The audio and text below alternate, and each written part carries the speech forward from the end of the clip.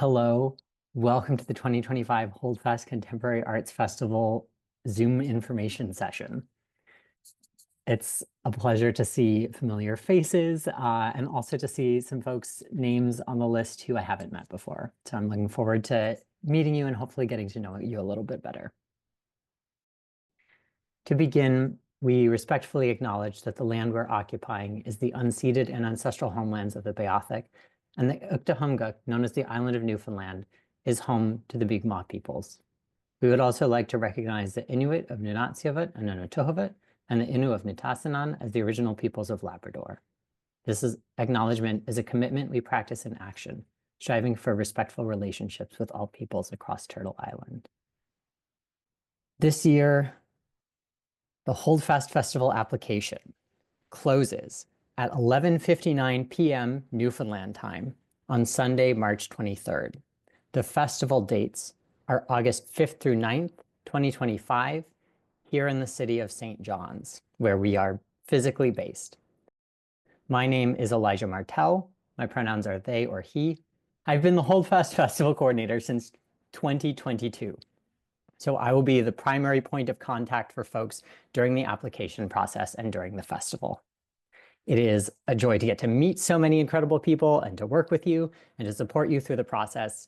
If you have any questions, please feel free to drop them in the chat. I'll be happy to get to them at the first available opportunity. We'll also have a Q&A at the end. And if you have longer questions that are specific to your project or that you'd rather discuss one-on-one, you are welcome to reach out to me after, and we'll set a time to chat.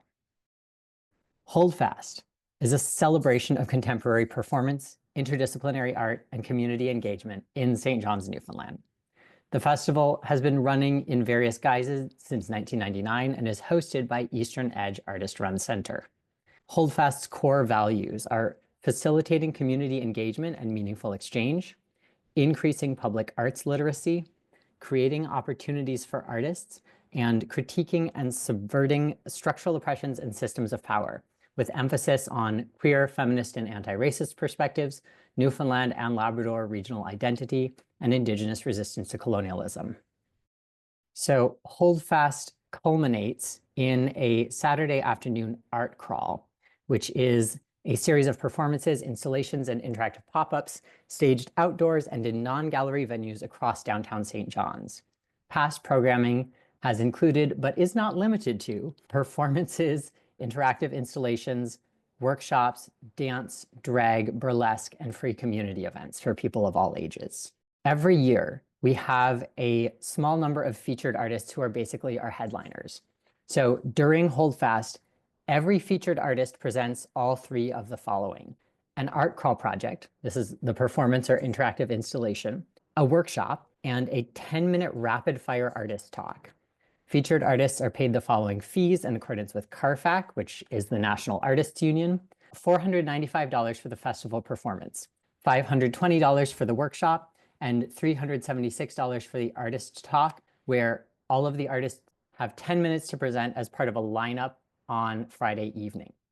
We also offer travel stipends of up to $600 with receipts for artists from outside the St. John's metro area. We recognize that this is not enough, and we don't want people to lose money coming to perform at our festival. So we're working on getting more funding, and in the meantime, we're very happy to write letters of support for artists who are applying for travel grants. Last year, we got an extra funding boost for Year of the Arts, and we were also able to offer a few $100 in material reimbursements. That's not something we can guarantee, but it's certainly the goal. And wherever possible, we like to work with artists to make this a smooth and profitable and enjoyable time for everyone. The first core part of the application is the art crawl project. This is a performance or interactive installation to be presented on the last Saturday afternoon of the festival. So this year, August 9th. These projects are presented usually outdoors, in daylight, on pedestrian thoroughfares or non-gallery venues in downtown St. John's. So to be very clear, it's a similar structure to some Art at Night festivals. This is not an Art at Night festival. It does take place during the daytime. Successful art crawl projects are impactful, dynamic, engaging, and flexible. So we encourage folks to propose performance art, site-specific or staged in public parks, storefronts, local galleries, etc., local community collaboration, participatory artworks or interventions with public space, interactive installations and sculpture with the artist acting as host or otherwise present and engaged, and work which does not rely heavily on projection or complex technology.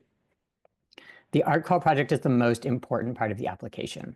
If somebody has a killer workshop proposal, but kind of a half-baked art crawl project, it's less likely to get moved forward by the programming committee. So I'm going to go through this next part kind of fast, but all of this is available on our website, easternedge.ca. These are just some examples of art crawl projects from the past few years. One thing to note as we look at these is that the festival is constantly evolving. So rather than looking at these as the gold standard or the mold that your proposal has to fit into, I would say focus on the current selection criteria, ask good questions, and see what inspiration strikes you. These past examples are, for me, helpful to get a sense of the scope, a visual of the kind of spaces that our festival exists in.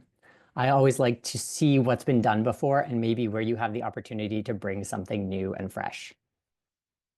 So this is from last year, 2024. Featured artists Sarah Krejci and Beck McLeod applied as a duo for this collaborative project called Co-Creating Homeland, where Sarah is Palestinian Canadian, Beck is Jewish American Canadian, and they co-designed and realized Tatriz banner, which is like a traditional form of Palestinian folk embroidery, and then marched with it downtown in a protest march. Sarah gave a speech about like art as resistance and cultural survival.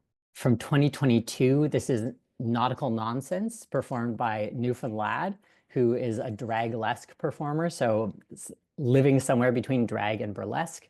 And they performed this series of themed shows that all explored or played with different aspects of Newfoundland and Labrador identity. This is also from 2024. This is called Underlay. It's by Brenda Mabel Reed, who is a textile artist as well as an architect. And they created this massive weatherproof quilt to go in a public park where folks could come and rest and take a nap as a way to explore who gets to belong and exist comfortably in public spaces. This is from 2022. Shazia Ahmed created this installation called Dreaming. There was all of these screen printed banners and textiles and cushions that folks could come into and rest, and there were zines to read.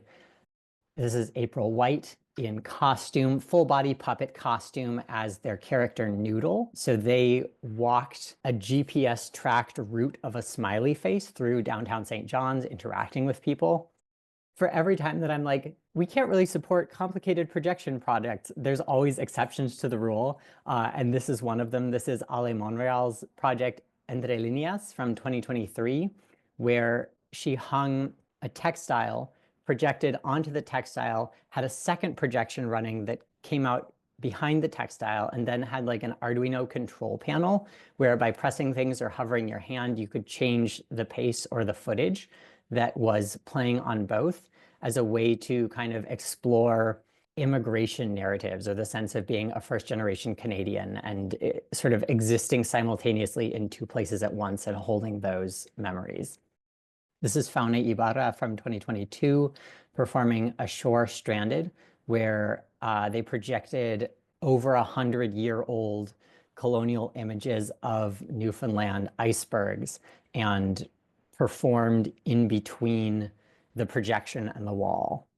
This is from 2023. This is the Phono Automat. So this is a collective which applied in collaboration with Dark NL, which is a local analog photography group. So they, and this is exceptional. This is why I'm including it. This is one way to engage with Holdfast.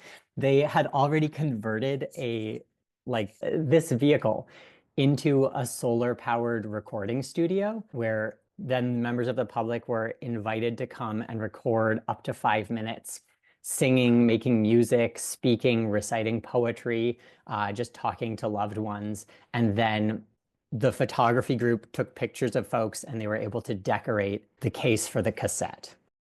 This is from 2021. This is Aram Cifuentes Protest Banner Walk. So this was during COVID lockdowns. So the artist was based internationally and couldn't attend in person, but she led like hybrid workshops over Zoom and guided people in creating protest banners, which then they walked with on the downtown pedestrian mall. This is 2022, Luca Jesse Apple performing as Mother Nature. So Luca is a multimedia artist. He created this gorgeous ball gown out of plastic and paint scraps, like from a local paint shop, created this princess gown out of it, and then embodied that character on the pedestrian mall as a way to kind of engage people about sustainability. This is from 2019. Lucas Morneau, who performs often as the queer mummer, led this workout session, kind of like in character jazzercise in Bannerman Park.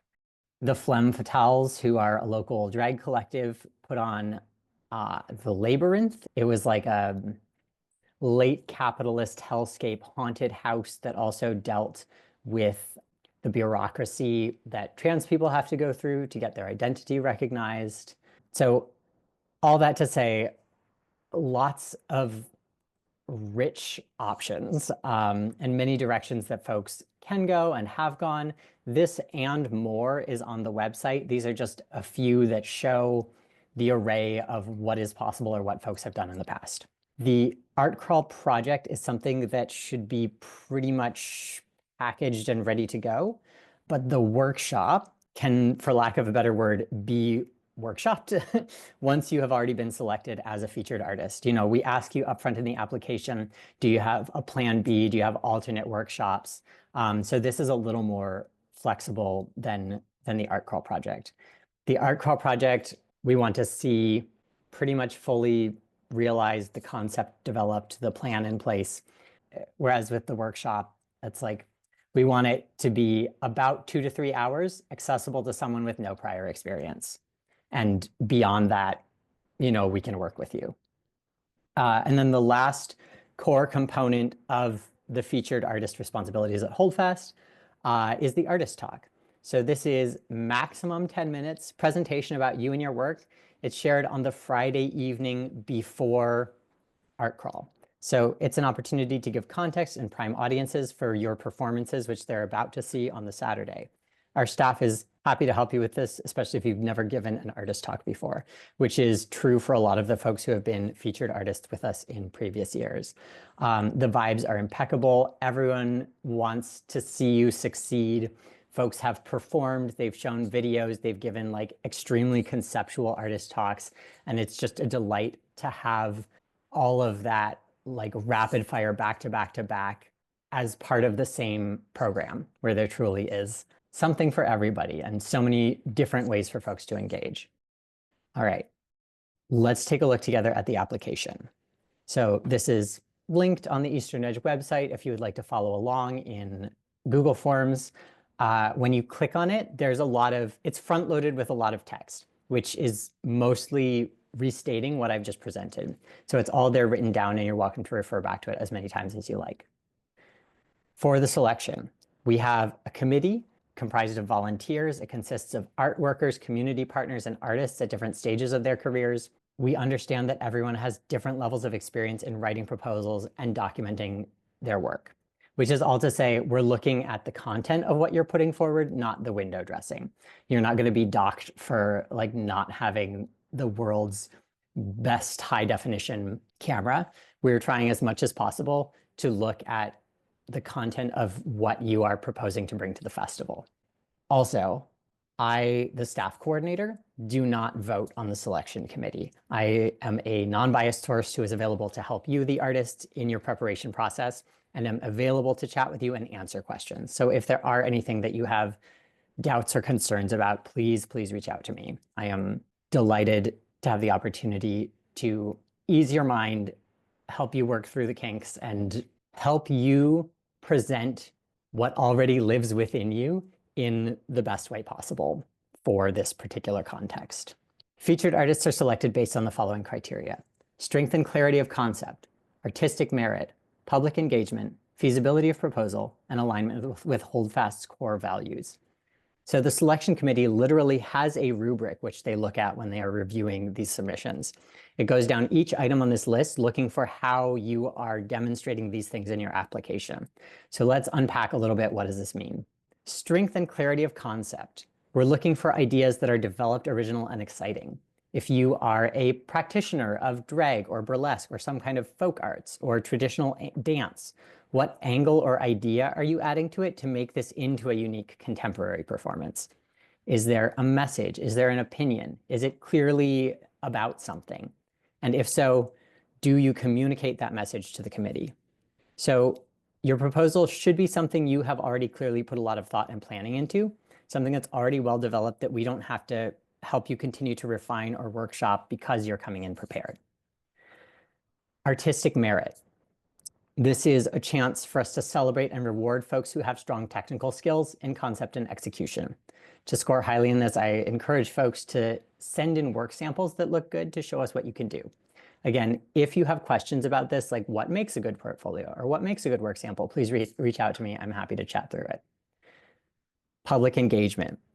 Holdfast's target audience is a broad swath of the general public. We're a community arts festival. Projects are staged in streets and thoroughfares, storefronts, non-traditional spaces. So not every great art project is necessarily well suited to Holdfast. Things to consider. If it's a performance, how will you draw people in? Who will be engaged by it? If you're making an installation, how is it interactive? Are people taking something from the display? Are they leaving something? Do they add to it? Is it something they can touch or crawl inside of? Full disclosure, our primary source of grant funding for this festival is keyed to it being performance art. So I really encourage people to push beyond this idea of like, well, I'll do my regular studio practice in the street and people can come up and chat with me. And that's not me being shady, because that's something that I literally do as part of my personal practice, and I love it. It's just that in the Holdfast application process, which is competitive, something that is explicitly a performance or is explicitly designed to be super interactive is much more likely to be moved forward. Feasibility of proposal. Does this proposal work within the constraints of the time frame, the budget, the equipment, and the space that we have? Is it something that could work well in a public area or a cafe or a storefront? Does it also have a little bit of flexibility in case, knock on wood, in case we get rained out and have to shift to a different space? Is it something that you've done before, or maybe you've done something similar? We love site-specific work that is developed in response to the surroundings here. And also, as an organizer, I have seen how nervous the committee gets when written into the proposal, there's sort of like, oh, this is TBD, that's TBD. I'm going to fly in 2 days early and I'll figure it out once I get there. It's like when there's a lot that's still up in the air in the written proposal, it's a harder sell for the committee to say yes to, because they don't know exactly what we're going to be getting. So the feasibility stuff is all information you can include in your proposal or in your portfolio, or if you choose to send in a CV or other documents that show us, I did something similar to this last year. I have these really transferable skills. I have the chops to pull this off. That will inspire the committee's confidence. So basically, we're asking you to show that you're comfortable with the kind of work you're proposing and you know what you're doing, you can pull it off, in addition to its being a good fit logistically for the festival. So we also try to be really upfront about like what our limitations are in terms of like our staff capacity, our technology, the kinds of venues we have access to, just so that nobody gets like a nasty surprise, and so that you can tailor your proposal to what we have available for you. We want to set you up for success as much as possible. Last one, alignment with Holdfast's core values. So this is on the About the Festival page. This is on the Eastern Edge website under About Us. This is in the application. To say it again, our core values are facilitating community engagement and meaningful exchange, increasing public arts literacy, and critiquing and subverting structural oppressions and systems of power, with emphasis on queer, feminist, and anti-racist perspectives, Newfoundland and Labrador regional identity, and Indigenous resistance to colonialism. Not every project proposal is going to do every single one of those things. That's okay. That said, ideally, a strong application is one that really clearly responds to at least a few of these core values, particularly those last three. Who can apply? Holdfast welcomes applications from emerging and self-taught artists, performers, creatives, as well as established artists, members of equity-seeking communities, individual artists, or small collectives. We do want to note we can't guarantee additional artist fees for group members at this time. So if you have like your best friend and you want to work together and you are at peace with potentially splitting the listed artist fees, you are welcome to apply, but we do want to be very upfront about the fact that we can only guarantee the funding that is listed there for individuals at this time. This part is key. Preference will be given to projects which are complete or near completion at the time you apply, or which are similar to examples of successful past work. Projection-based projects may not be a good fit for Holdfast as featured artists present their work during the afternoon. So again, as you saw, Ale's project did use projection in 2023. In 2022, Faune's project did use projection. That's not like a hard no. It's just like we only have a small number of light limited venues that we have access to. And it means that you are already a couple of steps removed from kind of the main pedestrian thoroughfare where we try to go to meet the crowds to fulfill our mandate of getting out of the gallery and kind of meeting folks where they are in the community out in public. If you're not applying with a finished project, again, just show us the transferable skills, show us that it's a little bit field tested and that you're not going to be putting yourself in a position of trying something terrifying and new for the very first time in a high pressure public facing environment. That's not to say like, don't stretch yourself or don't innovate. Definitely do those things if you want to. And every year we have a single digit number of featured artists that we can support. So I would just encourage you to think from the committee's perspective, am I making a strong case for my project and my ability to do this project? Submission details. We prefer to receive applications via this Google form to make alternate arrangements. So if you would like to make an audio or video submission or do a Zoom interview, which will be recorded for the jury, please send me an email at eeholdfast@gmail.com no later than March 9th, 2025. So that gives me time to schedule it and make sure that everything is like downloaded or uploaded or transcribed or whatever is needed in plenty of time to send it along to the committee so that it isn't like coming in later than everything else. This is the full list of what we ask for in submissions. I will be the first to concede that it looks like a lot when it's all up front together here in a big chunk. But a lot of these are either optional or they're like one-word answers, so please don't be intimidated. We ask for a short artist bio, 50 to 150 words for promotional use, an art crawl project title, project summary of your art crawl, so like 1 to 3 sentences that we can use to describe you in your work in a press release. The art crawl project description, which is 200 to 500 words ideally, technical equipment needed for art crawl, workshop title, workshop proposal, 1 to 300 words, workshop equipment, materials, and space requirements, optional, alternative workshop ideas, a link to support materials, an image list up to 10 images and/or a link to audio video clips, optional, a CV, resume, or other document that tells us more about your past experience and who you are, optional, self-identification and/or connection to place. So before we dive in, I just want to say, I strongly recommend writing your application in a word processor or in a Google Doc and copy pasting it into this form when you're fully done. That way, if your internet crashes unexpectedly, you won't lose it. And also you'll have full copies of your answers to refer back to. I have had someone in an email exchange tell me like, thank you, I'm so delighted to accept XYZ thing that you have invited me to do.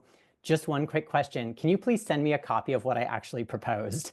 So don't put yourself in that position. Just keep copies of everything that you write for your own peace of mind. That said, if you need help from me, I will gladly help you. All right, let's get into it. First up, name.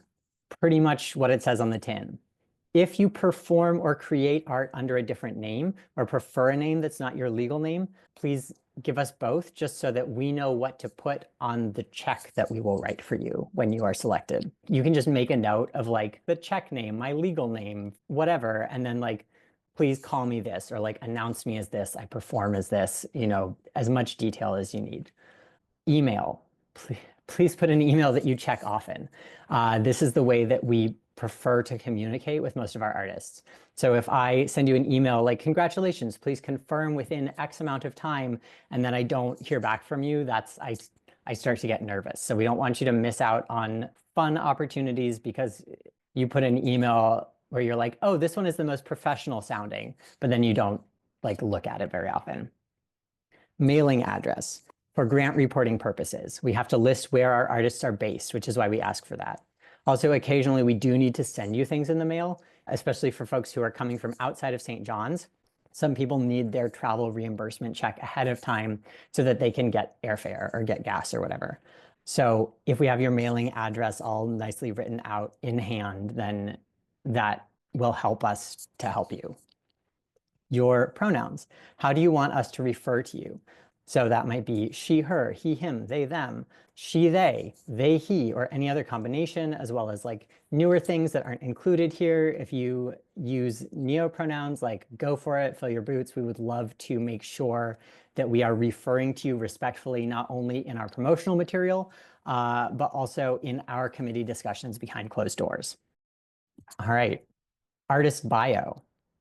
So this is 50 to 150 words. This is a short description that we can use for promotion. If you are selected, this is what we will use to announce you as a featured artist. So the intended audience here is the general public. Next up, your Art Crawl project title. Again, this is pretty self-explanatory. This is what goes in the announcements. This is what goes in the brochure. This is what goes on the festival map. The Art Crawl project description. This is like the meat of the thing, right? We ask that this be between 200 and 500 words. I will not be going through it with a fine-toothed comb, but we list an upper limit to be respectful of our committee, who are all volunteers who do a lot of reading over the course of this process. We appreciate your support in self-managing your word count. I always recommend err on the side of easy, boring language, like give us a concrete, specific description of the project that helps the committee to envision exactly what you are going to be doing. Tell us how it works, tell us why it matters, and tell us how it will engage the public. How will people be interacting with it? Again, we are encouraging folks to go deeper than like, I'll put it in the middle of the street and people will be intrigued and they will look at it. Like we go through a lot of incredible, excellent applications looking for the ones that best help us fulfill our stated mission and values of community engagement, increasing public literacy, and speaking to our core values, critique of systems of oppression and power. Then right after that, we ask for the short version. So like a summary of your beautiful, robust 500-word description. Like 1 to 3 sentences is ideal. This is what we use for promotion. So if you are selected, this is what we're using to announce your project. So how do you condense the idea of your project into 1 to 3 sentences? Rather than having 3 sentences that are just the big metaphysical questions your project responds to, I would encourage you to put, this is an installation that people can interact with in XYZ way, and here's the question that it explores. We draw from this when we first announce you as a festival artist. So when it's a little more concrete, that means that if this is the only thing that someone sees in the press release or in the festival pamphlet, they still understand what they're going to get if they show up to see it. And that way they can like start to get excited. Art Crawl technical equipment. Anything you need for your project, including installation requirements if applicable. So I, as the festival coordinator, do a lot of work matching artists with venues.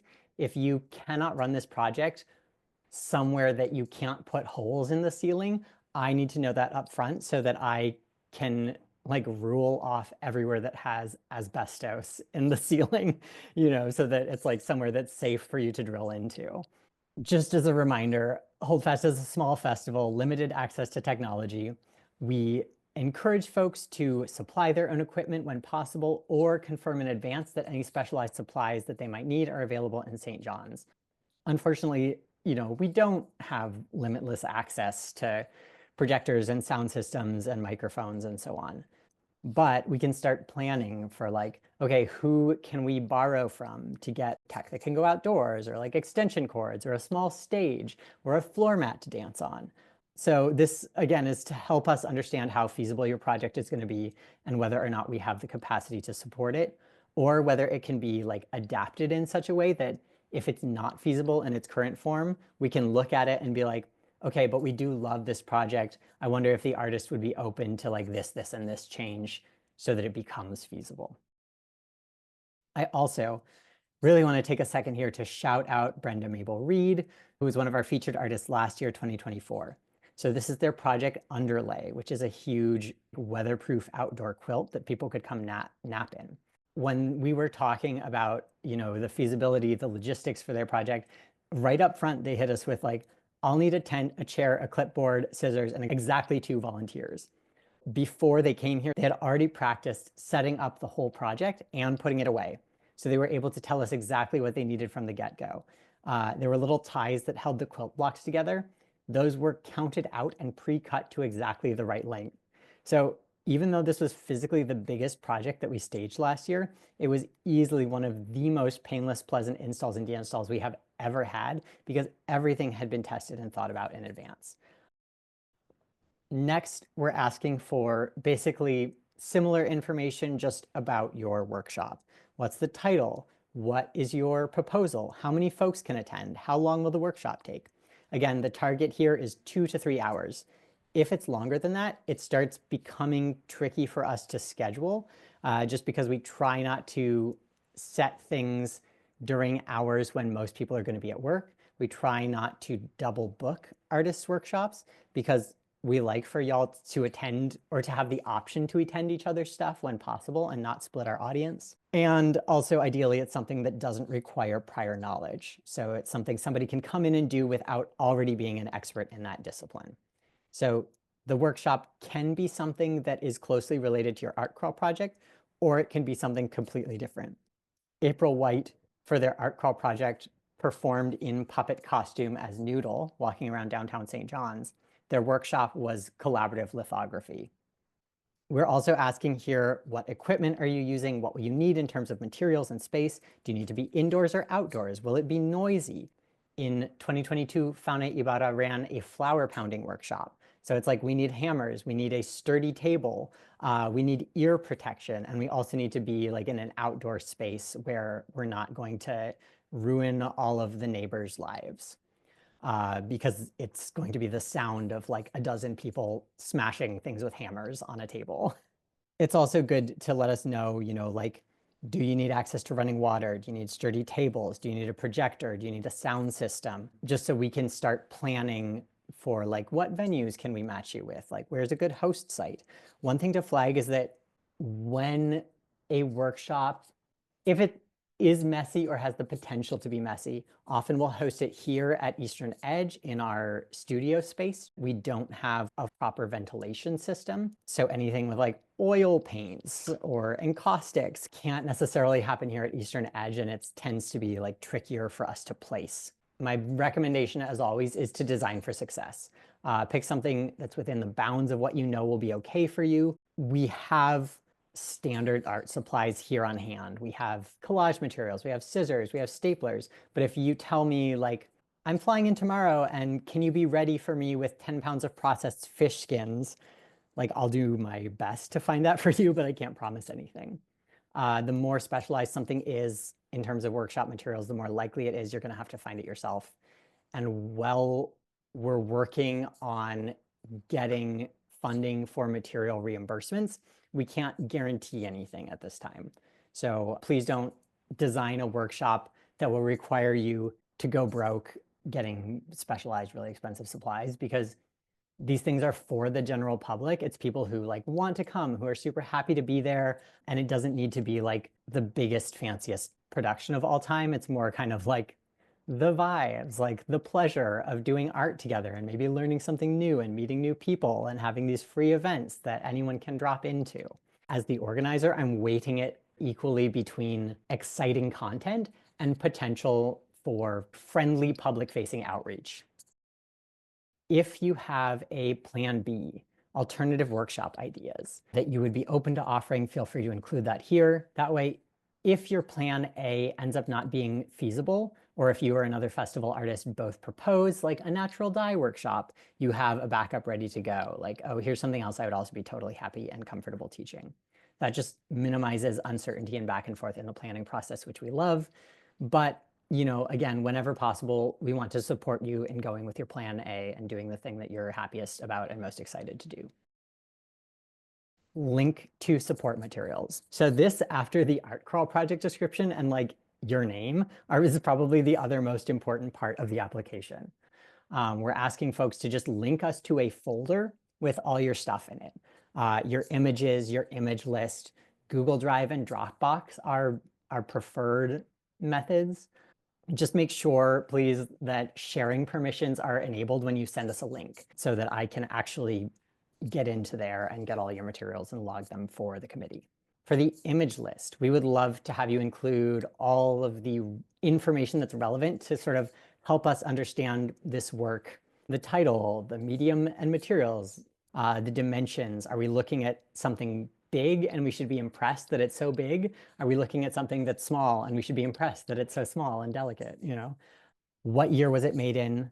Maybe the location, were there any collaborators involved? Also, please just make sure that the file names of the pictures and stuff that you're uploading match the things that are listed in the image list. Like that the name matches, that the numbering matches, so that way it's super, super clear to our committee which thing is which, and they're not left trying to guess what article on the image list matches which image. For the image, please send us clear, well-lit images of your work.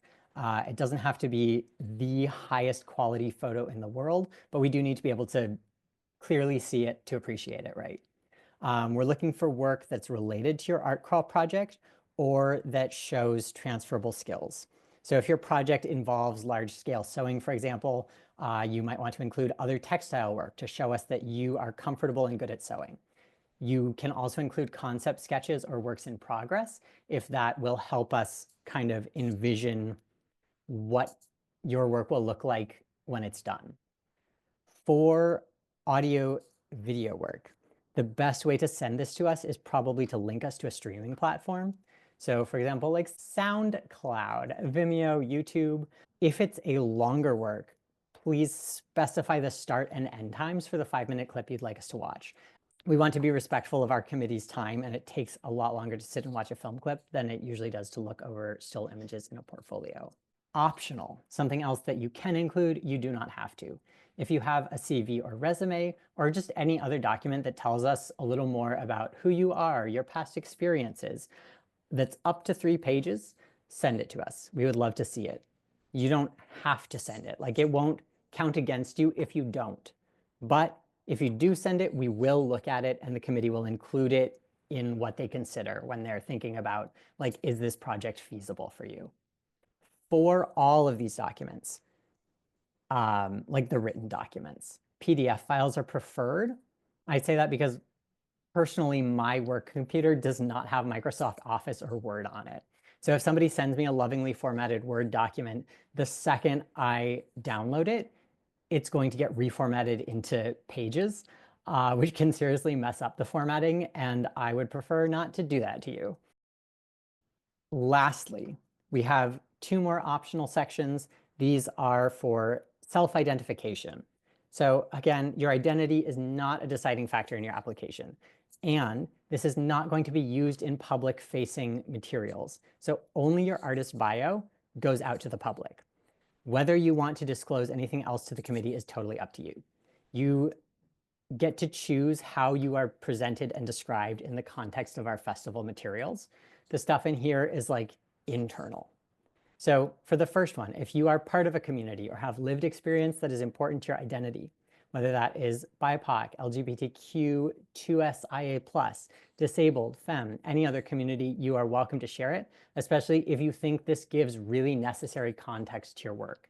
I just want to be really clear. Again, if your work is drawing on the experience or struggles of a particular community, it does make a difference to know whether or not you're part of that community.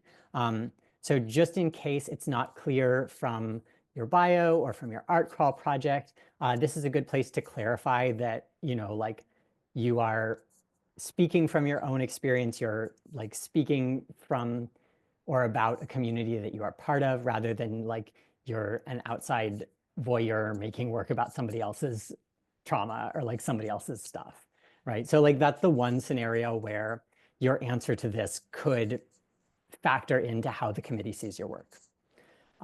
Generally, the main reason that we ask for this stuff is because it helps us to reflect and improve our outreach processes. And it helps us to understand who's applying and also who's not applying. So whatever you put here will be seen by me, the staff, and by the festival selection committee.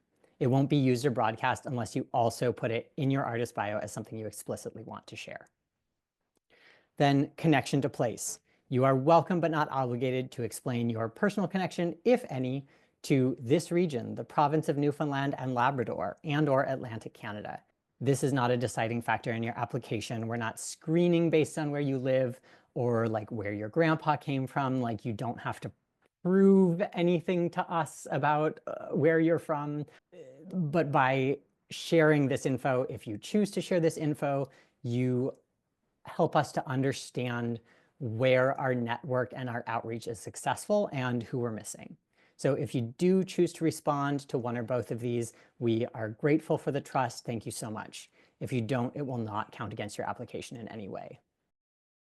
Then at the very bottom of the form, we have this little Learn More section with links to details about the accessibility of our physical space here at Eastern Edge Artist Run Center, and then a link to our website, our Facebook, our Instagram, and we are also, as of recently, on Blue Sky with the same handles at Holdfast Festival and at Eastern Edge ARC.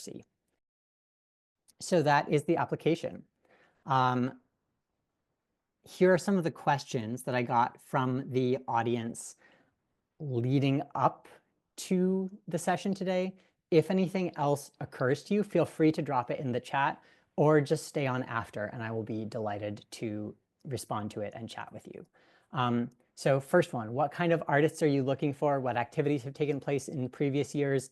And similarly, a second set of questions, who should apply? What is required? My hope is that the time we just spent together goes a long way towards helping to answer that. Do check out our website, easternedge.ca. There's a Holdfast tab in the menu at the top where you can look back through past years. As I said earlier, like I really want to emphasize that the festival changes over the years and it's still continuing to evolve. So something that was like a perfect fit in 2016 maybe isn't going to be the strongest application in 2025 or vice versa. If you have specific questions about your work or yourself as an artist in your practice, or like how you can tailor these things to the festival setting, please feel free to reach out. But if in doubt, please apply. There are no specific credentials that you have to have.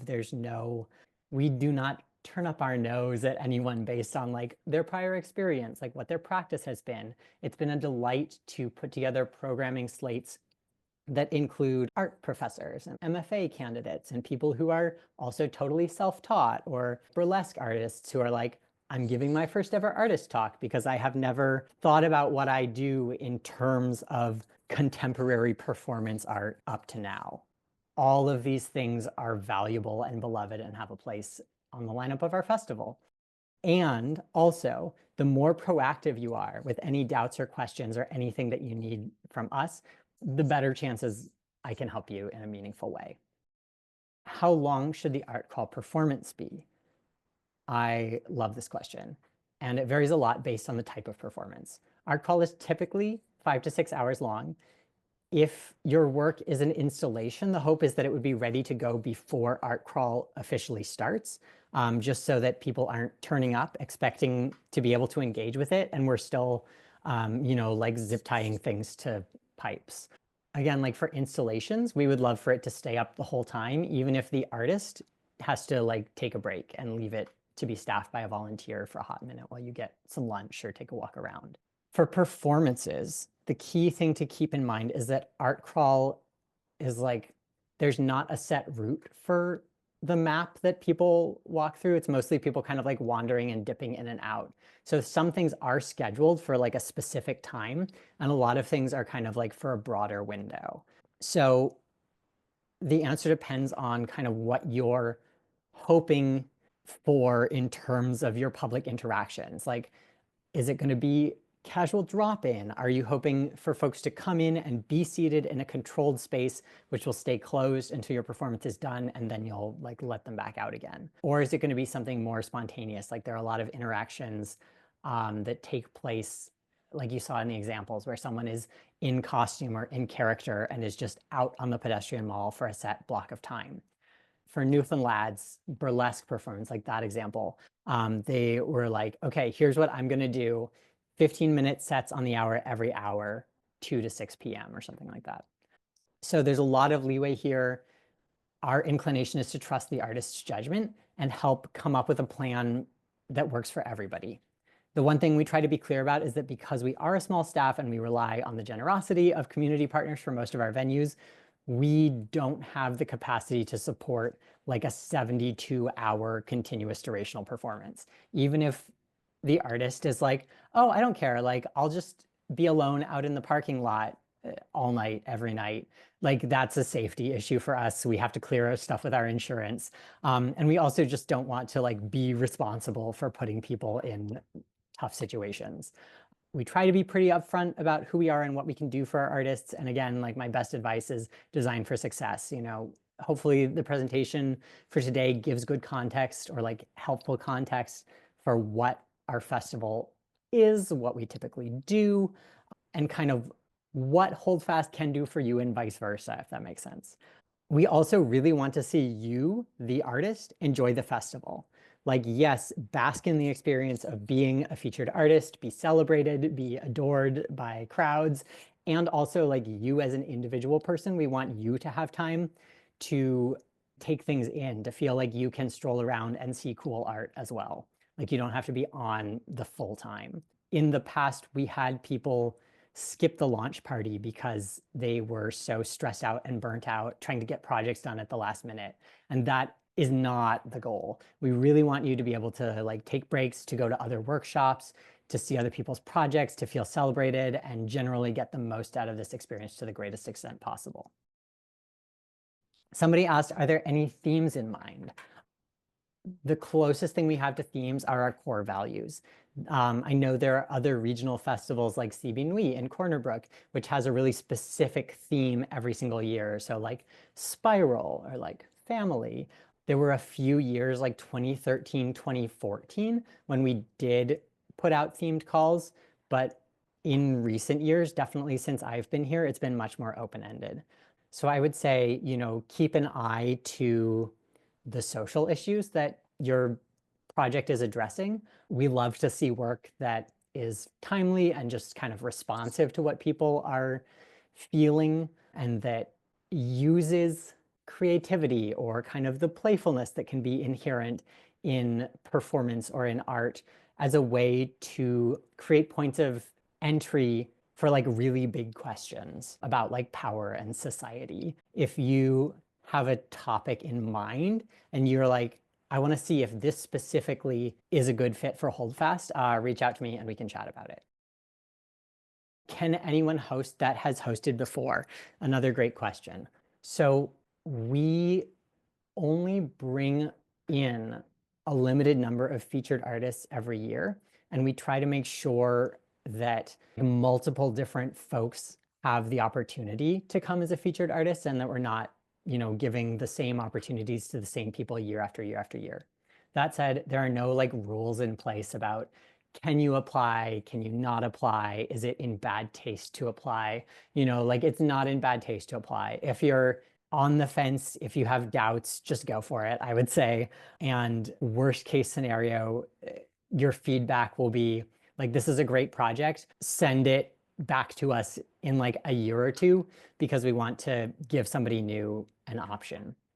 If your hosting has been like hosting a pop-up and you've never been a featured artist, awesome, go for it. A lot of folks do like pop-ups with us and then kind of like use that as a way to get to know the festival and then scale up to apply as a featured artist the following year. Other ways to get involved. If you are local and you're thinking, oh, I want to be involved, but watching this presentation, maybe like this is not for me, or maybe this is not for me yet. I mentioned pop-ups just now. These are like smaller activities that run during Art Crawl. So instead of doing the full-on like big performance and workshop and artist talk, maybe like, you know, hosting a craft table or taking work that is already finished, and we will help match you with like a storefront where you can install it during Art Crawl so that it will be kind of like seen in a different context by a fresh audience. If this is something that is of interest to you, this is a separate call from the featured artist call, and it opens later. So it will be opening after March 23rd. The caveat is that last year, again, we got this beautiful funding boost from Year of the Arts, which allowed us to pay an honorarium for pop-ups. Our goal is to do that again. We're still waiting to see if we're going to get funding for that. So like, please don't put in a lot of work up front developing something only to find out that I like can't pay you for it.